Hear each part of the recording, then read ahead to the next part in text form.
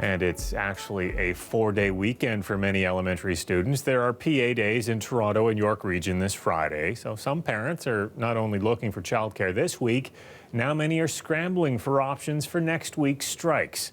Well, that has several organizations and even municipalities stepping in to help. Angelina King has a look at some options. So this is our robot. Could you please turn it? BotCamp's elite competitive team creates robots that play sports. Tonight, they're getting ready for next month's tournament, and if their teachers at school and the government can't reach a deal by the end of the week, they'll be getting some extra practice on their day off. It's probably going to be a very boring day, so I will come here and work on our robot for the February tournament.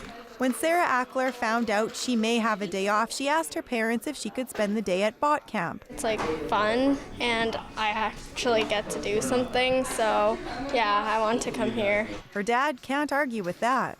Since she's going to be home on Monday, it seems like a win-win situation. Because gravity is going to want to tend to keep it down, not up.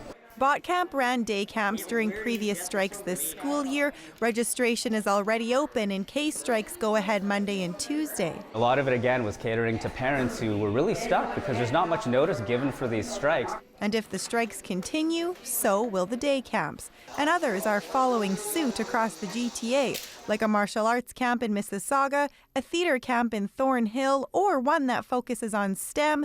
Plus, municipalities like Whitchurch Stouffville are running their own camps. Even the ROM is planning day camps, just to name a few.